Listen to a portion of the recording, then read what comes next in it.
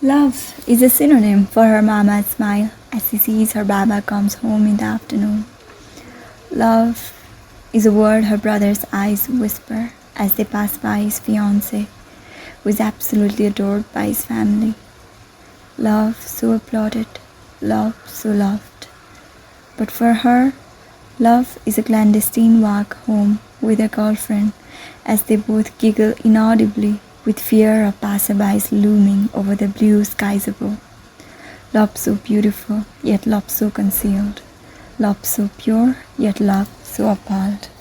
Hello and welcome everyone to Anamok the podcast. It's me Deepika Lamisani And hello, I am Reet Shrestha. So first things first, we'd like to extend our greetings and well wishes to LGBTQIA plus community and allies on the occasion of Pride Month. Happy Pride everyone. Happy Pride everyone. In honor of the same, we have dedicated few episodes of our podcast discussing about this lovely community. This one is focused on the lesbian, gay and bisexual LGB part of the queer community. Hope you listen and help learn new things with us. Enjoy. So Reet, I'm going to start the podcast by sharing a little story that I have. I call it a story because some of these things are altered due to confidentiality issues. Absolutely, and I am a sucker for stories. I really love listening to them, you know that? Yes, and I love telling them to you. Mm-hmm. This was a while back when I just finished high school. It's a long time ago, I guess. Very long time ago, it Yes. seems. and I think that was the only time when we got, I think, like 3 months holiday where we didn't have to do anything. Oh God, the good old times, Deepu. So, like everyone, I was trying to learn a new thing, and so I went to this music center to learn guitar. So, and they told me to fill a form. It just consisted of my demographic features. So I wrote my name, my address, and then I started across a simple thing, but at that time confusing. So on one line there was sex, and on the next line there was gender. And I thought to myself, okay, this must be a printing mistake, because at that time I thought sex and gender are pretty much the same thing. So I just talked to the receptionist and said, is there a printing mistake? Which to me now is very funny. And she was all smiley and she told me to learn guitar first for that day, and then she would talk to me later on. Mm-hmm. So once I got to learn a little bit of guitar, I had sore fingers, guys.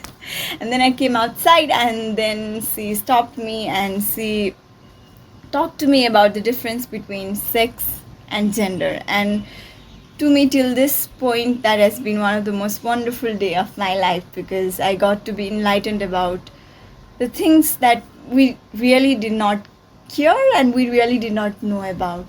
So if you are wondering and if you do not know what the difference between sex and gender is, it's very normal, it's okay, and you can learn it today.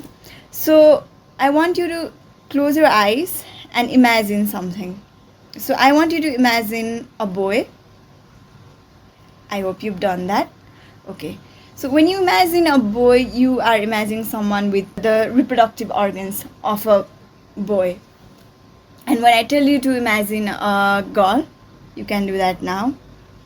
Yes, we are going to imagine someone with female reproductive organs. Right. So when you are imagining this, you are not really thinking what the person is feeling and what the person is at emotional level. You are just looking at the biological, the sex traits of that person. And when you are looking at the reproductive organs of a particular person and telling they are male or telling they are female, you are telling that their sex is male and their sex is female.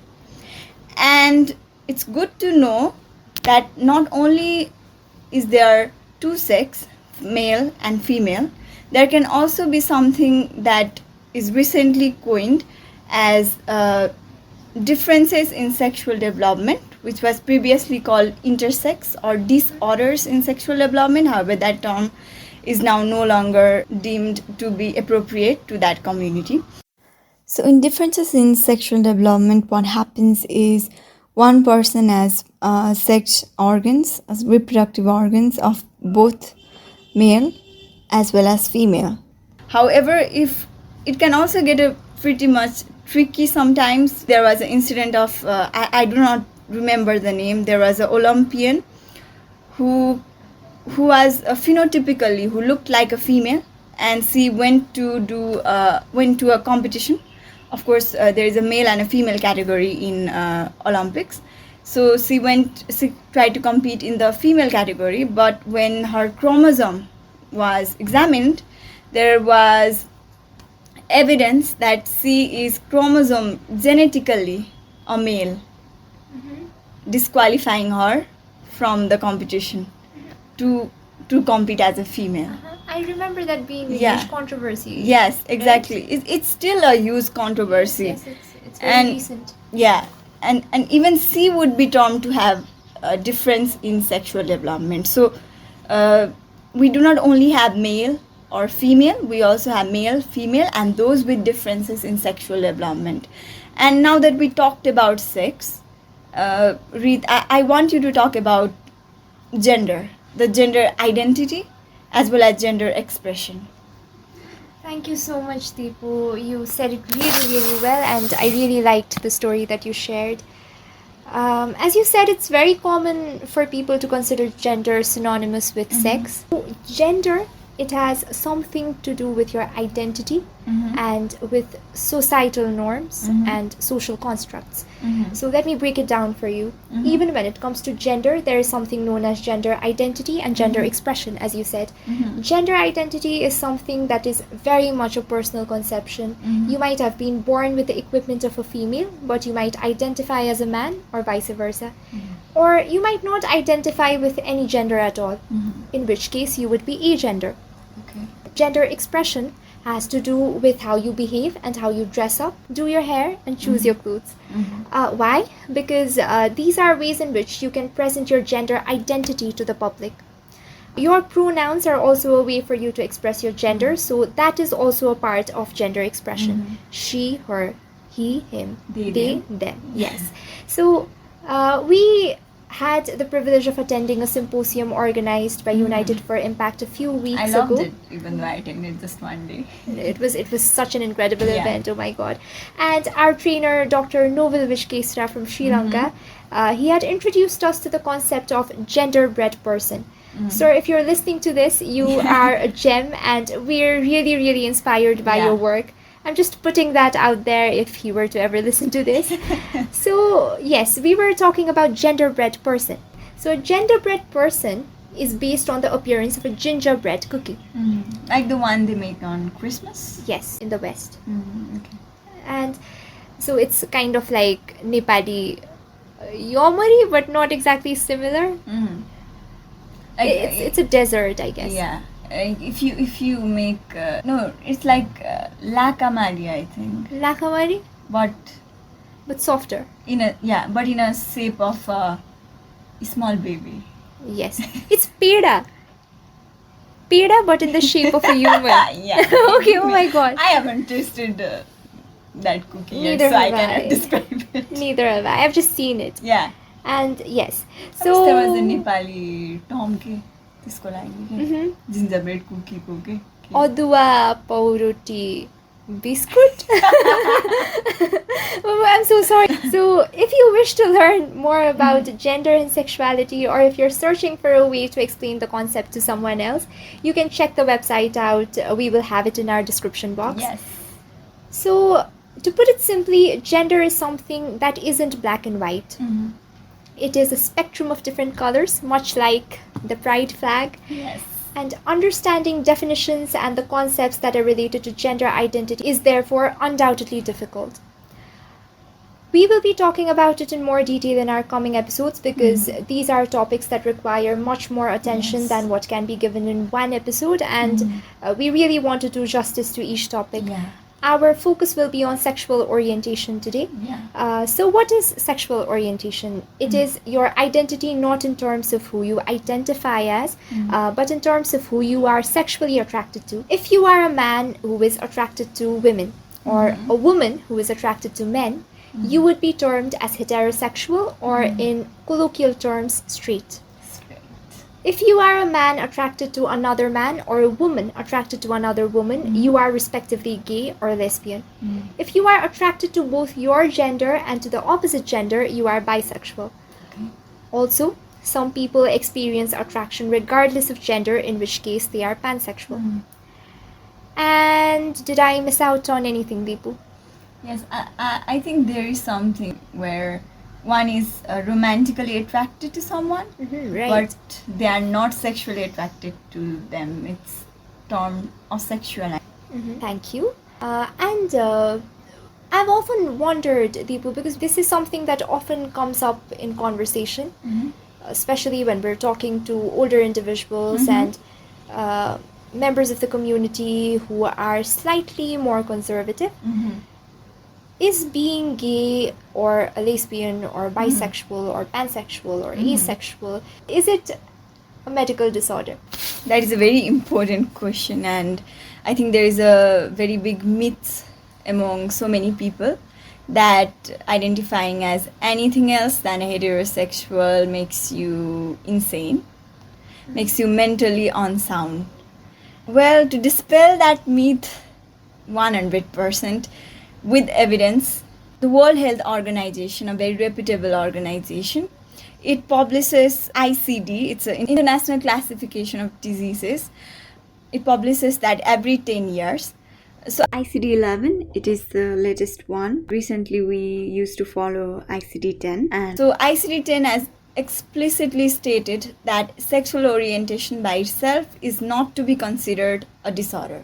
ICD-11, on the other hand, has acknowledged that being a homosexual, actually, it is not a medical disorder. So it has not mentioned about homosexuality in ICD-11 at all. It does not consider homosexuality to be a disease, so it has not mentioned homosexuality. And even in common sense, I would not say stupid, but not knowing the right thing to say that being gay or lesbian or bisexual or pansexual or asexual would be considered a medical disorder to any extent at all. But there is this thing, while sexual orientation by itself might not be a medical disorder, there is an ample evidence that societal prejudice, as you talked earlier about the conservative society thinking it's a medical disorder, that might be causing medical, psychological and other harms to the LGBTQ people. For example, there was a research on the issue of family acceptance of LGBTQ youth. It was conducted on a university, I think it was San Francisco State University, and it found out that compared with the LGBTQ young people who were not rejected or only a little rejected by their parents and caregivers because of their sexual orientations, in comparison to those who were highly rejected by their family members, were found to be better off in so many things. So I can start off with the statistics. So those who were not accepted by the family because of this sexual orientation, they were, mind you, they were found to be 8 times more likely to have attempted suicide. And suicide is something that ends with taking your own life, right? So just look at how grave the consequences. Just because you do not accept your child because he or she or they are attracted to someone of their same gender, it does not make sense to me. And adding to that, there is 6 times higher incidence of depression, 3 times higher incidence of using illegal substance, and 3 times higher incidence of having STDs or HIV infection in young people who were not accepted by their family. And this statistics is particularly very sad, and it just goes to show how a little love can help your children. A little acceptance can help them live, and live with dignity, live without depression, live a happy life. And yet people choose to do the other thing, choose to hate love. to hate love. It's a very, I don't know the word, it's a very demonic thing to do from my perspective. Exactly, Deepu. And you and I, not just you and I, but every creature you're on Earth, we are creatures that thrive on love. Yeah. And human beings, we are social animals. So social support is really, really important for our growth and development, and for us to thrive. Not just as individuals, but as a community as well. So the fact that people who belong to the LGBTQ community, they are not provided with the basic foundation, that is love and social support and dignity and respect, it's really disheartening. But yes, we will talk about that in greater detail in our later segment. So thank you for sharing that statistic. And there was a person that you once told me about. I guess it was Dr. Alan Turing. Yes. Would you like to share anything about him? Yes, I was just going to talk about him. I cannot forget him. Before going to that, I'd like to first give listeners a short introduction or a short description of conversion therapy so that they can better understand about my idol. Yes, of course. Deepu is a huge fan. And I really respect the guy as well, because Deepu has told me a lot about him. Yes. But thanks to the Imitation Game, the Oscar-nominated film, for introducing me to Alan Turing. Thank you, Benedict Cumberbatch. Name. And Keira Knightley, of course. I love you. I should watch that movie. Yes. Thank you for the recommendation, by the way. Of course. Thank you for listening to my recommendation. So back to the topic. There is this thing called conversion therapy. So this is more prevalent among those who think being gay is a medical disorder. So if you have some disease, you go to the doctor, you get some therapy, whether it's in the form of medicine or in the form of counseling, or it could be a surgical therapy, so that it will help you feel better. And so there are a group of people who think that being gay is a medical disorder, and so they send their loved ones to a thing that's called a conversion therapy. So it's exactly what it is. Conversion therapy, to convert you to be a heterosexual, to be so-called normal. At this point, I don't even know what normal is, but they think that going to conversion therapy, giving them electrocution, torturing them to the level of committing a suicide, giving them drugs that are extremely toxic and that worsens their already vulnerable mental health, and making them feel humiliated for who they are. That is what conversion therapy is. That is what conversion therapy does. And recently there was a UN report which supported the claim that going to a conversion therapy, it will not convert you to being a heterosexual. It will, however, convert your jolly, happy loved one to a depressed person who is exhausted with life and humiliated with themselves. And to even think that these therapies exist is hard thing to even imagine. Hard thing to imagine what those people inside those therapy center might be thinking each and every second. And coming back to Alan Turing, well, he was a wonderful person, I think. Of course, I haven't met him, but from whatever I have learned, now all of us use ChatGPT, right? And it's called, we are in the age of AI, we are in the age of artificial intelligence. Well, our man Alan Turing was actually the one who was credited to have produced seminal insights into what now is known as artificial intelligence. Wow. So you can just imagine how important his contribution was. And he also was a very crucial role in cracking the Enigma code by the Nazi Germany during the World War II, along with a group of other mathematicians. So you would think that he must have been honored by the UK government. He must have been put in the Hall of Fame, right? That was what would have happened, but no.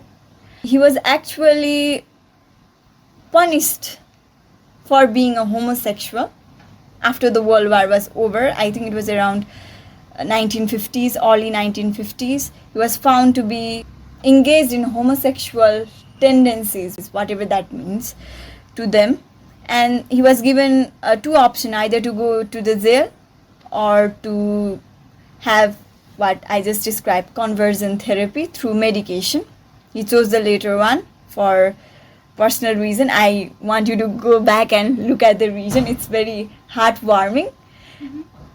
And he was found to have cyanide poisoning when he died. He died very young, and most of the people speculated to be a suicide. To think of it, a person of that scale, that genius, to have died with a prosecution on his head, to have died almost criminal for being just who he is, that breaks my heart, and that makes me question humanity overall. Oh God, the environment in this room is really heavy right It now. is, it is. You feel it too, I Yes, guess, right? yes. The sun Yes. has almost set and Yes. it's getting darker. Yes. And the sun in my heart has also Yes. set, because It's almost the frozen. story, each time you tell me the story, it makes my heart sink a little deeper. And it's And- sad to see that Mhm. these stories happen even today, Mm-hmm. even in so many parts of the world. Yes, and that is why it is so important to talk about sexual orientation. Yes. Some people consider it a medical disorder just because homosexuality deviates from the heteronormative narrative. Some say that bisexuality is a perversion. I've heard people say that being asexual is weird and unnatural. And if we go into the religious and socio-cultural aspect of it all, this could turn into a very controversial topic. Yes. And we never know. One of our listeners could end up cancelling us. One of our 20 listeners, oh my God, 20! Don't And- cancel us. Which is not something that we're worried about, no. though. But I think we should stick to making the podcast more fixated on history as we know it, and not on what the scriptures say, because that is going to give rise to a debate of a very different kind, and that is something that I don't want, and you don't either, right, No. people? No. Yes, so alright, so moving on to some history. So, Deepika Lamithani ji, I have a Yes. question for you. Would you like to Good. hear the good and interesting stuff about our past first, or the stories that aren't really nice and would make you question humanity? You're already questioning humanity at this point, so Yes. choose wisely. So I think you pretty much know what I'm going to say. I think you already know the answer. Being the person that I am, I would want to know the bad things first, and I would like to save the good things for dessert. Alright, so bad news first.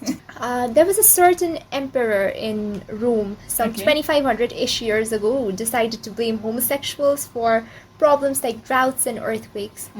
Long ago, in the Middle East, the death penalty was reserved for two kinds of capital offenses. Okay. One was military treason. Two was moral infamy, which included cowardice and homosexuality. How are Wow. they in any way similar is something I am yet to understand. Same here. And even in England, sodomy remained punishable by death until 1861. There are accounts of people being burned alive with their lovers just because they were gay. We don't even have to look that far back, Deepu. As early as during the terrorizing reign of Nazi Germany in the 1940s, homosexuals and gender non-conforming people were among the groups targeted. And we've learned what the Holocaust was like in school, right? So an elaboration would not be necessary, I think. Even today, 9 countries consider homosexuality punishable by death, and in 64 countries it is deemed a criminal offense. According to the data provided by the FBI in 2007, more than 1,600 crimes committed in the US were linked to sexual orientation. In Brazil, 190 documented murders committed in 2008 were found to be linked to homophobia. And when I read this, it blew my mind, because I thought that the number would have decreased as time went on and as awareness increased, as advocacy gained new heights. At least 445 Brazilians died as victims of homophobia in 2017. This is Which is retrogressive. just 6 years ago, for God's Yeah. sake. As I read through the data, there was this persistent question that kept popping up in my brain. People are out here killing their fellow species because they are not okay with who they're attracted to. How deranged is that? I am so sorry, I cannot find a kinder word, but it is outrageous. And people say Pride Month isn't necessary when our history has examples of tyranny and there continues to be so much persecution even at present against the queer community. Yeah. And I've used the word queer just now. Let me just say what queer means. Queer is a category of individuals who are not heterosexual or who are not cisgender. Cisgender is again a new word, which means if your sex is male and then you identify yourself as a male, or if you're a female and you identify yourself as a female, if your sex and gender are the same, then you are cisgender. And I think we really need to do better as a species. Now, while we're saying this, I know we sound very preachy, but the thing is, I think we should also be empathetic of the people who have been fed lies in a way, because they've been fed lies and told that being gay is a sin and being gay is a medical disorder, when in fact it is not true. And they have been scripted to believe that. So they are not villains, they are not evil people, they're just people who don't know better. And I think we can be empathetic, and we can deal with them in a manner that is more kind, and talk to them from a place of love and understanding, instead of just calling them stupid and bashing their views. Because even if we don't agree with them, I think there's obviously a good way to communicate that. And there are people who are at the very extreme end of homophobia, and they end up killing people, and they end up bullying people. They treat the queer community with extreme disrespect. And I'm not saying that you should fold your hands into a namaste and go tell them, please don't do this, because that is obviously not the solution. There should be laws in place, right? So we need to do better as a society. We need to do better as a species. That's what I'm trying to say, right? I think you said it honestly. So yes, thank you so much. And the good and kind of heartwarming part about our history. So in the past, Native Americans used to have respectable, culturally significant roles for homosexual, bisexual, and gender non-conforming members of their tribe people. And in some communities, these social and spiritual roles are still observed. In China, homosexuality was a popular practice among the royals of the 9th, well up to the 20th century.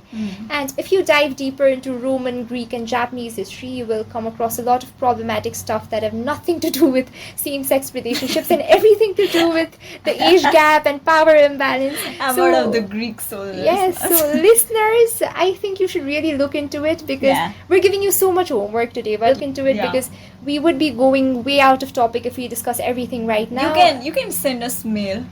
Yes, you can. If you want to. Yes, you can. So you are going to cringe while you read some of the stuff that you find on the web. So yeah, good luck. Comment. And that is history for you in a nutshell. I shared these facts not because I'm giving you a history lesson, but because I want to reveal how being queer or having a sexual orientation that does not conform to societal norms has been vilified at certain points in time, and how it is embraced in certain cultures. And that makes me wonder how malleable the human mind is, Deepu. We often believe what we've been scripted to believe. We just talked about this, right? Yeah. What is normal or abnormal for us is based on what we have been told. Which brings me to the way our society is structured at present.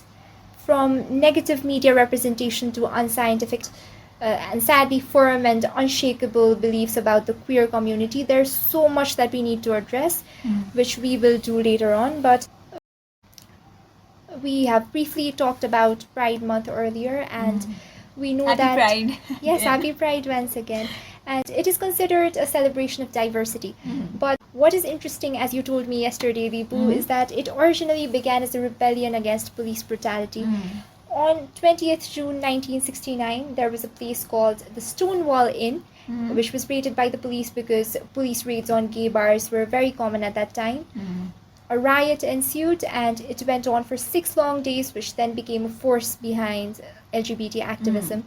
This became the backdrop for celebrating queer resistance and a form of conveying unity in favor of LGBT rights. We now have parades, concerts, events in the month of June, which is the Pride Month, and they allow people to feel represented while having fun. It's a time where allies can actively show their support. So Deepu, I would really like to know something about where our country fits into the picture when it comes to the queer community. So could you please? Yes, yes. Thank you so much for sharing the context in the world and about the Stonewall movement also. So, our lovely Nepal. Before I actually searched the internet for this, I already knew a little bit about the rights in our country about LGBT, and I knew that it was pretty progressive. But I was pretty impressed to know that Nepal is first or within top 10 category in so many progressive laws that I'm just going to share now. That made me very happy. If we are to be talking chronologically, so once the civil war ended in 2007, when I was just 6 years old as a small baby. So I was a small baby, but there were people outside the Supreme Court, outside the government office, lobbying for LGBTQIA plus rights. There was a person in particular, his name was Sunil Babu Pant, who would later on become the Asia's first openly gay federal level elected official. So there you go, first. One first is there. So he actually filed a case, and it was called Pant versus Nepal government in Supreme Court, and it demanded three things. It demanded to legally recognize a third gender category.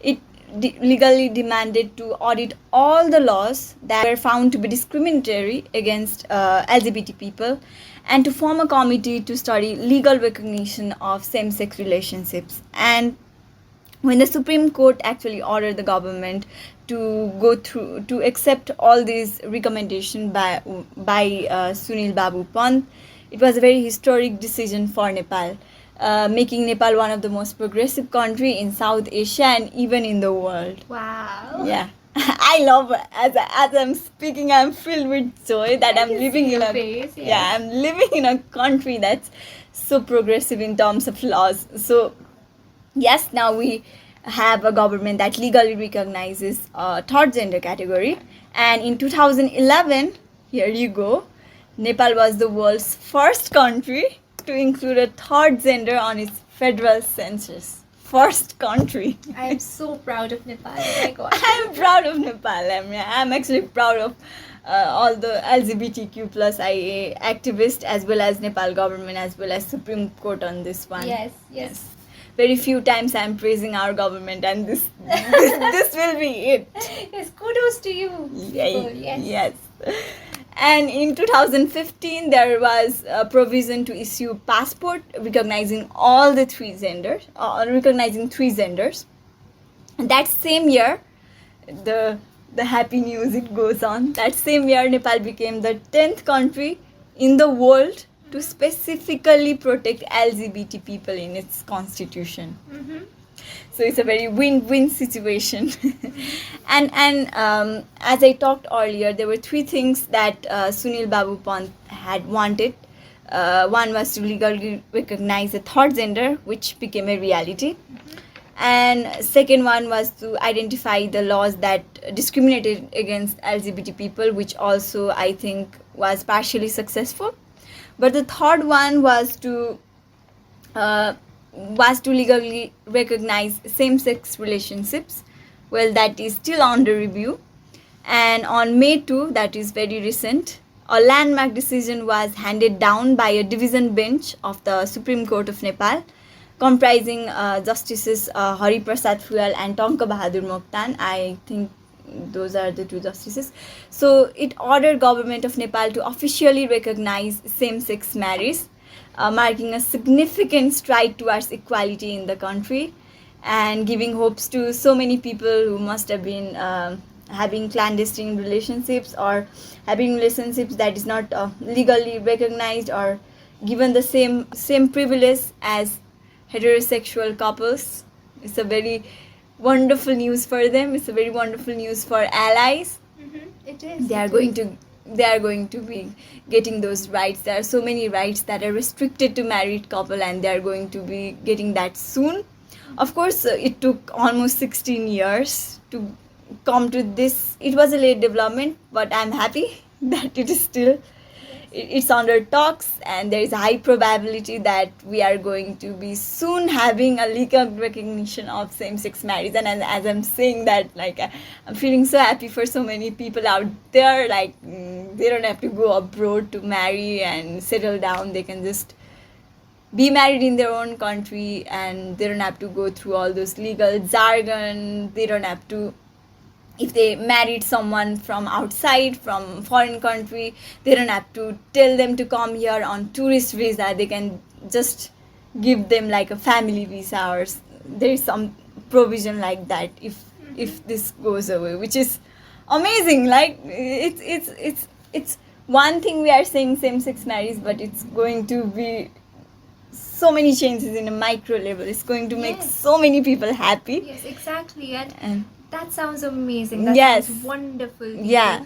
And I'm really hopeful about this. Mhm. But there's a certain thing that we need to worry about. Yeah. Because just because a law changes, Mhm. it doesn't mean Exactly. the society will evolve right Exactly. along with it. Exactly. So I think that's the problem with our society. It's pretty progressive in terms of all those legal provisions, all those laws, and all those talks that are happening in the government level. But in the ground level, in the grassroots level, if you look at the streets, there is still a lot of changes that needs to be happening, even starting from our own family, from our own friend circles. So many things need to be changed to have a proper implementation of all those wonderful laws that we talked about. And there are instances of violence against people of queer community. I think recently there was a TikToker. I think that person was repeatedly and is being repeatedly harassed online, offline, just because of how they feel, how they express their gender identity, which is a huge problem. And it goes on to show that a lot of things need to be done. But overall, it's a very good thing legally speaking. And so many young kids, so many young queer kids and young queer people who are hopeful for this government to bring this change, to bring same-sex marriage to implementation. I think they are pretty happy, they are pretty hopeful. And yeah, thank you, Nepal government and all the LGBTQIA plus community and activists. I know a few. I think Blue Diamond Society, they have done a wonderful job. Mitini Nepal, they have done a wonderful job, and so many other LGBTQIA plus organizations who actually fought for this, who fought so hard for this. I see them in a festival we celebrate here in Nepal. I think you know it. Gai Jatra, yes. So they have this pride parade in Gai Jatra, Wow. and they come out and celebrate. It's very wonderful to see them. Yes, and we're so proud of you We guys. are so proud. We are so don't know. proud. Yes, I don't know if you guys will listen to this podcast, but just putting it out there Mhm.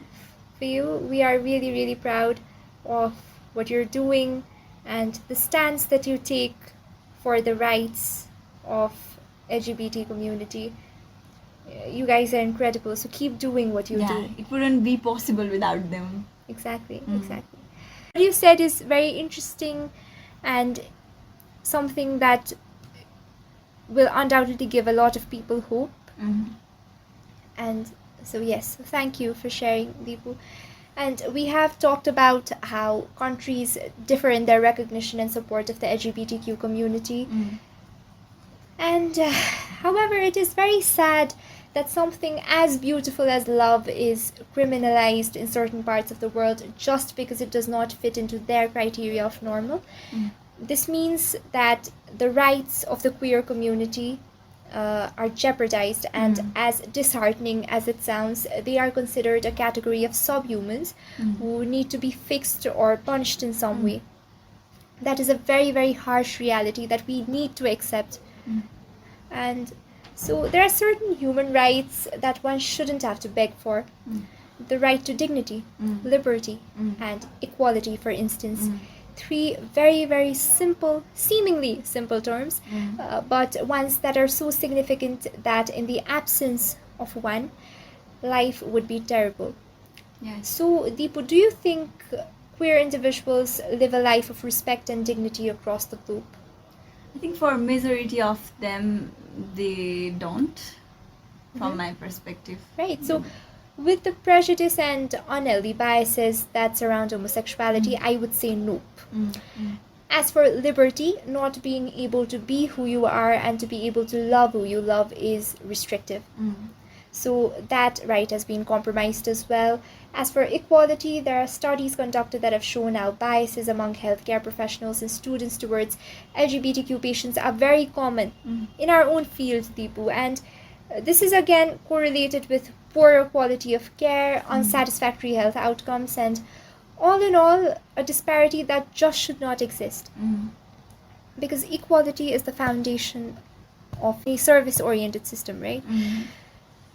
So, as I said, even in a system that should be rooted in equality, queer individuals, they have to experience deprivation. And if we go on to find other sources, we will find that there's a huge gap in workplace equality, acceptance, and just social justice, in fact. This means that the LGBTQ community is still facing the brunt of the toxicity that began years ago, centuries ago. And as of now, 34 countries, they provide legal recognition to same-sex marriage, which is a number that is only a few digits above half the number of countries that deem it a crime, right? So as the world evolves, we can expect it to get better, but there are some things that can't get better sooner, and this is one of those things. So what can we do to make the world a better and more inclusive place for our queer brothers and sisters and friends? One can be to change the narrative, and this is where art can be of tremendous help. A lot of movies that I watched growing up would portray gay men as somehow immoral or crazy. Gay or lesbian characters would get screen time, but only for them to be considered a joke. Not because they would do something funny, but as though their existence was so deviant from normalcy that it would be comedy in itself. You know that meme format that's going around these days in which two cartoon characters carry oversized mugs and they say women and sip their tea or vodka or whatever it is in their cup. Something very similar. So that is rooted in misogyny, but what we saw in movies when we were kids, it was rooted in homophobia. No matter how much of a flowery language we use, it is rooted in homophobia. And lines like tum jai nahi, tum gay ho, and stereotyping gay men to be essentially effeminate in their choice of clothing and lesbians to only act a certain way, you know what I'm talking about. Showing that homosexual or gender non-conforming individuals are somehow less deserving of respect. Oh god, media portrayal was horrible a few decades ago. That has been changing now, thankfully, and it brings a lot of joy to me. In our country, it's need to be even better than that. So yes, so we do have shows now that are not glorifying but certainly normalizing homosexual relationships, and that is what's important, because it is what it is. It's normal, right? So that is a solution that's already in action. What other things can we do, Deepu? Your solution that transforming the media to portray gay people as human, as what they are, but not a comic or a joke. That is a wonderful way to decrease all those hate crimes that are going on. And we also know that media shapes public opinion to a large extent. A large body of evidence has supported that view. So next thing that can be done, in my opinion, it can be from the side of the government also. Like government can have LGBT friendly laws, policies, but also they can partner with the organizations, with the NGOs and INGOs that are actively working on the ground level to promote LGBTQIA plus right. For example, in our country, it's just to name two of them, Blue Diamond Society and Mitini Nepal, as I already mentioned earlier. So partnering with these organizations would help government better implement all these laws that they might have. So first thing would be to have a policy that describes hate crimes as hate crimes, not as something that is not punishable, which, as you said, is in many countries there is no laws protecting LGBTQI plus rights. And next, for the implementation, partnership is very important in my opinion. And once that is done, all those programs on educating people about LGBTQIA community can be a very good step to make those who are on the unknown side to know about people in LGBTQ community, so that they can better understand them, so that they can get to know that, okay, this is not a medical disorder, this is something that they feel, this is something that they are.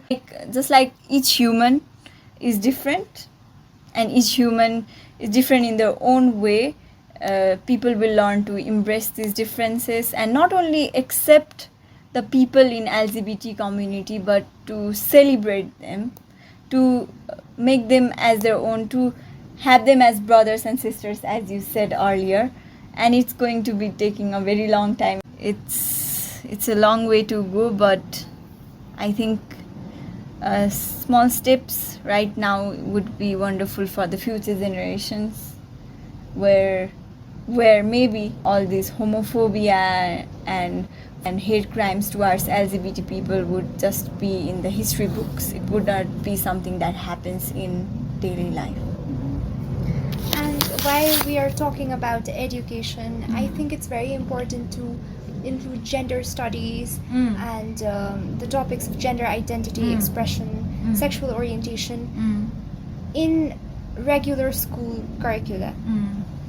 You talked about how you first learned about gender and sex after high school. That was very much the case for me as well, Deepu. And if we were educated about it earlier on, then maybe we would have had better opinions and better understanding of gender and sexuality, Deepu. I think education can play a huge role. Yeah. And in our society, sex is not a dignified subject to talk about. No. Which is extremely sad. Yeah. Because it's such an integral part of people's lives. And education on sexual orientation and sexuality, it should be more accessible. Yeah. For children and for adults as well.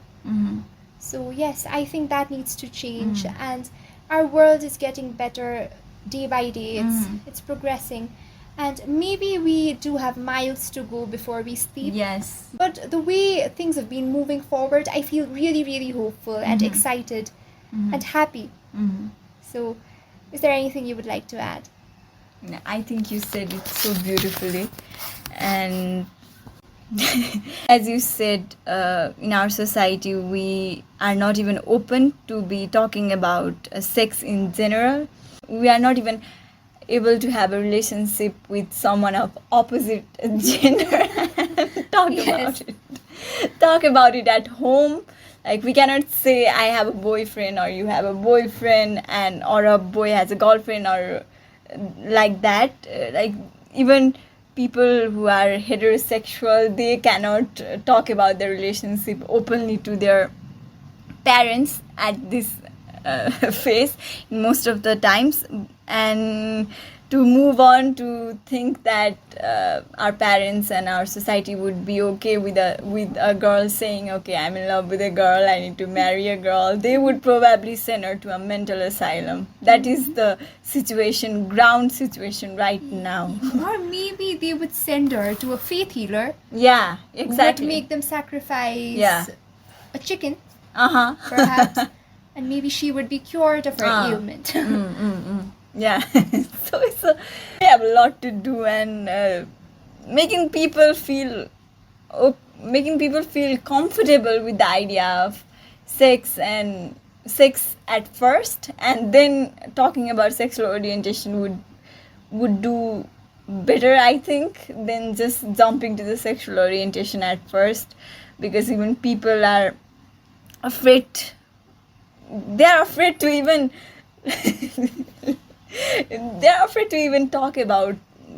take out the word sex in public. Like if that comes, they just look the other way. Like especially with our parents, if something like that comes in a show or something, they just change the topic, right? Exactly. And you know what's weird, Deepu? Yeah. We are allowed to see people getting beheaded, Mm-hmm. beaten to a pulp. Mm.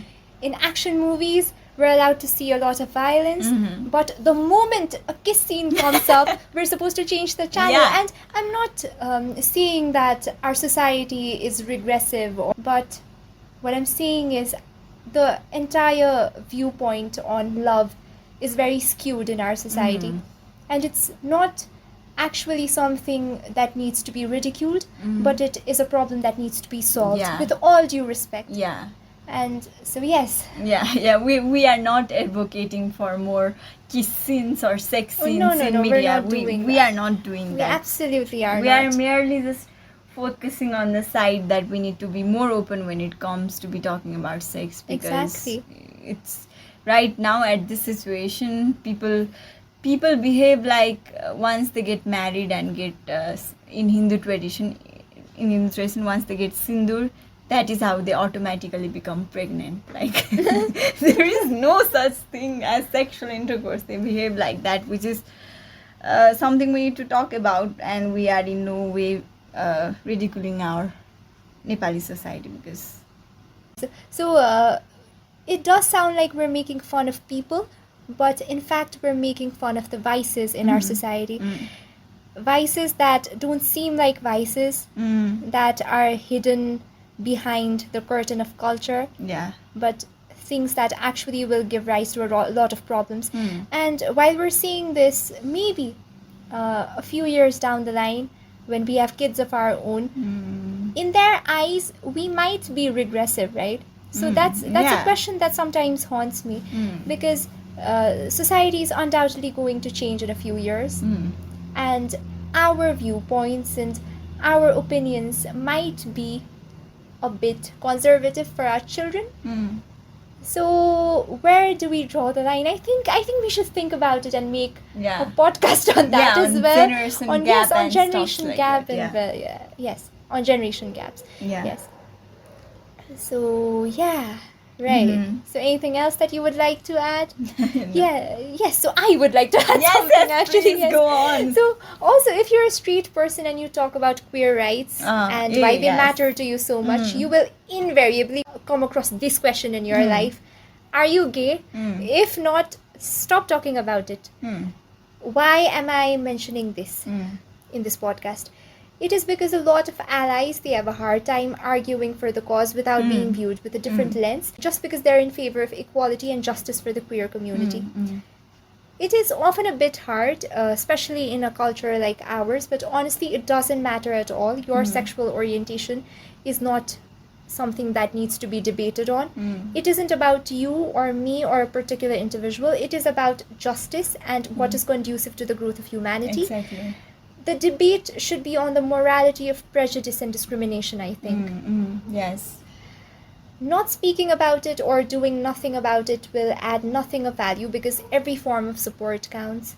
You don't have to go to a pride parade if you No. don't want to, or if No. it's not socially acceptable where you come from, Yeah. or if you feel awkward. We're Yeah. not telling you to Yeah. openly go out and Yeah. wave a pride flag at Yeah. every person you see on the street. Yeah, you might be socially awkward like me. You don't need to do that.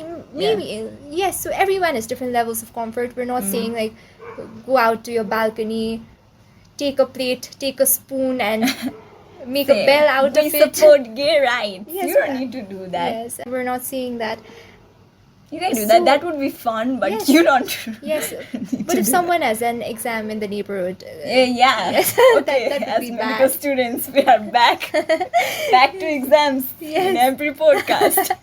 So what I'm saying is, you can be there for a gay person, and if they were to come to you with concerns regarding their sexuality, wondering if they are actually mentally ill or if they are actually weird for being sexually attracted to their own gender, or if someone comes to you saying that they are attracted to both men and women, then you might be there for them and listen to their experience and tell them that their sexual preference, it does not make them weird, Mm. or it does not make them insane, Mhm. and that it's completely natural. Mhm. If a young teenager were to come to you with that problem, I think you should be able to say that to them. I think it just makes them even more brave than Yes. others, because they are willing to talk about that to you, willing to Exactly. share about it to you. Exactly. And my heart goes out to the people who have to stay closeted, because they are the ones living the reality, right? People, you deserve to be heard. If you're listening to this, please know that you deserve to be heard. And if Yeah. people treat you as any less of a human because of your sexual orientation, know that it stems from their own prejudice. Exactly. And it has nothing to do with your potential as a human being. And stay proud. That's what I Yeah. mean. Stay proud of who you are. Yeah. In the end, accepting yourself, learning about yourself, that is what really matters, not what others think and stuffs like that. Of course, it affects you. We hope that changes in the future, but for now, loving yourself is the best thing that you can do. Exactly. And love whoever you want to. Respect their boundaries. Take care of yourself. Love yourself as well. Yeah. But yeah, Yeah. that's what we're saying. So we hope that you have an incredible day or night whenever you're listening to this. And if you are, just want to add one thing, if you are someone who has not come out, as Rich said, is closeted, and if you need any help or support, there are actually some, I think, hotline number and help that you can get from local organizations that are working towards LGBTQIA plus right. We can write them in our link, and I think that can actually help you. Yeah. And I think you can shoot us a mail as well. Yeah. I think we can forward the mail to someone who might be in the same situation, and they might respond back, and we might forward it back to you, right? Yes, Yeah. Right. So all the best, guys. Yeah. Have fun. Thank you for listening to us. Thank you. Goodbye. Goodbye.